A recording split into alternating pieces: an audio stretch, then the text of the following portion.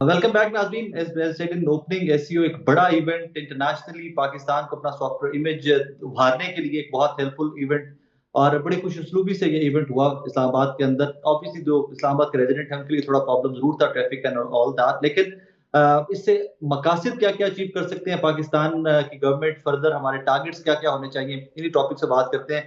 हुमा बकाई साहब हमारे साथ मौजूद है। हुमा साहब अस्सलाम वालेकुम जी। जी वालेकुम अस्सलाम। कैसे हैं आप? ठीक ठाक हैं जी?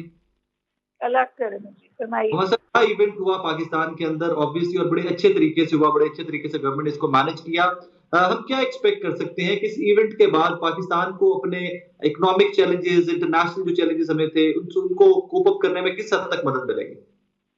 देखिए, बहुत इम्पोर्टेंट बायलैटरल मीटिंग्स भी हुई हैं और अब तो ये खबर भी आ रही है कि भारत की रिक्वेस्ट पर जो आखिरी लंच हुआ उस पर सीटिंग इंस्टॉल की गई थी कि साफदार साहब जो हैं वो जयशंकर के बराबर बैठे हैं और उनके दरमियान भी कुछ गुफ्तगू हुई है जो अभी फॉरेन ऑफिस उसकी डिटेल्स रिलीज नहीं कर रहा।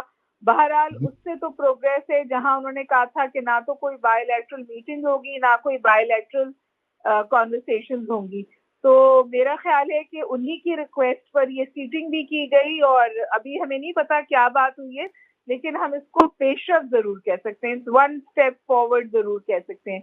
फिर मेरा ख्याल है जो दूसरी अहम बात है जिसका इशारा सुबह अपनी स्पीच में किया शहबाज शरीफ साहब ने, उन्होंने ये कहा कि अफगानिस्तान की जो सूरत हाल है उसको एड्रेस करने की ज़रूरत है, सिर्फ पाकिस्तान के लिए नहीं बल्कि खित्ते में कनेक्टिविटी को प्रमोट करने के लिए। और मेरा ख्याल है वहाँ सबका अग्रीमेंट है और जो इस खित्ते के अहम मुल्क हैं, इस ऑर्गेनाइजेशन के अहम मुल्क हैं, उन सब का इंटरेस्ट इस बात से जुड़ा हुआ है कि हमारे वेस्टर्न बॉर्डर पे अमन हो, चाहे वो one belt one road initiative हो, चाहे वो लार्जर कॉन्स्ट्रक्ट ऑफ कनेक्टिविटी हो। तो चाइना का भी इंटरेस्ट आता है, रशिया का भी आता है, ईरान का भी आता है।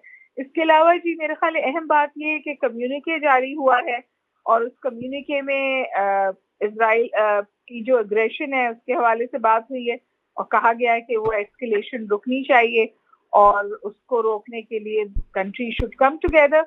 जो मुझे एक समझिए मैं एक्सपेक्ट कर रही थी कि शायद एनवायरनमेंट पे कोई और ज्यादा अहम बात सामने आएगी या कोई कोलैबोरेटिव मॉडल आएगा, वो नहीं आया। ज्यादा बात टेररिज्म पे फोकस रही और मईशत और तिजारत पर फोकस रही।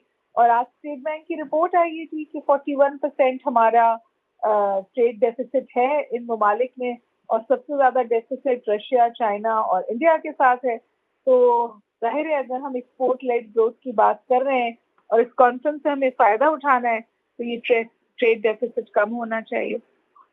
और इंटरनेशनली भी हमें कुछ अपना इमेज, सॉफ्टवेयर इमेज जो है वो बिल्ड करने में भी ऑब्वियसली हेल्प मिलेगी। इससे इंटरनेशनल मीडिया ने इस इवेंट को कवर किया तो उसमें भी हमें ऑब्वियसली ये मौगन साबित होगा इवेंट।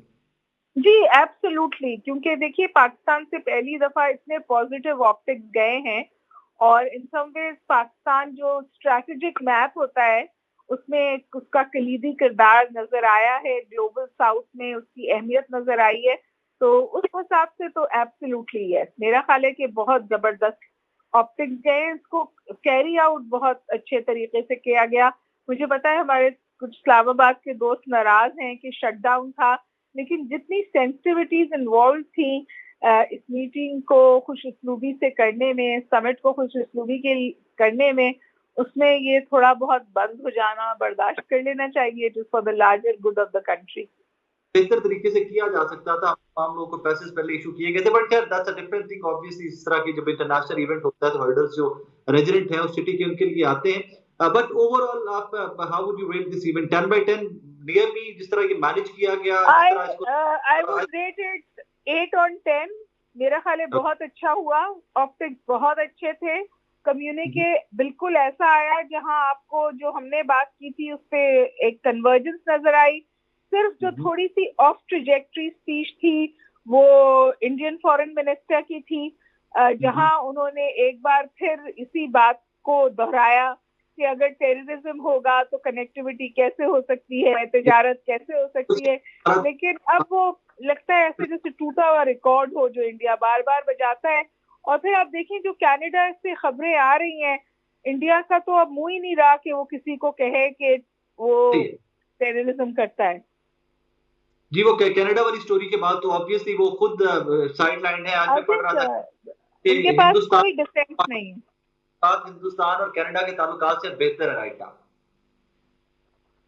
सॉरी, अभी तो कुछ देर पहले मैं पढ़ रहा था कि हिंदुस्तान के ताल्लुकात पाकिस्तान से बेहतर है as compare to Hindustan and Canada. So Canada में जो हुआ है वो अनप्रेसिडेंटेड है ना, उन्होंने पूरा उनके सिफारत खाने के तमाम अमले को निकाल दिया है, बेइज्जती भी है और अनप्रेसिडेंटेड भी है। नाज़रीन, हुमा बकाई साहब की गुफ्तगू आपने सुनी। ऑब्वियसली वंडरफुल इवेंट जो अच्छा है उसको अच्छा प्रोजेक्ट भी किया जाना चाहिए और जो गवर्नमेंट की एफर्ट्स हैं उनको अप्रिशिएट भी किया जाना चाहिए। इस दुआ के साथ इजाजत दीजिए कि इस तरह के इवेंट्स होते रहे पाकिस्तान के अंदर, इंटरनेशनल कम्युनिटी पाकिस्तान में आती रहे, हमें तिजारत की राहें हमारे लिए खुले, आपके और मेरे लिए आसानियां हो। और एक जाते जाते रिक्वेस्ट फिर इस्लामाबाद की इंतजामिया से कि कुछ इस तरह मैनेज किया करें इवेंट्स को आइंदा कि कोई भी शरीफ आदमी जिसको ऑफिस पहुंचना है, जिसको अपने काम पे पहुंचना है, रोजगार पे, अस्पताल पहुंचना है, कम से कम वो पहुंच सके। इसको बेहतर तरीके से भी मैनेज किया जा सकता था। अपना बहुत सारा ख्याल रखिएगा नाज़रीन, दुआ में याद रखिएगा। अल्लाह हाफिज।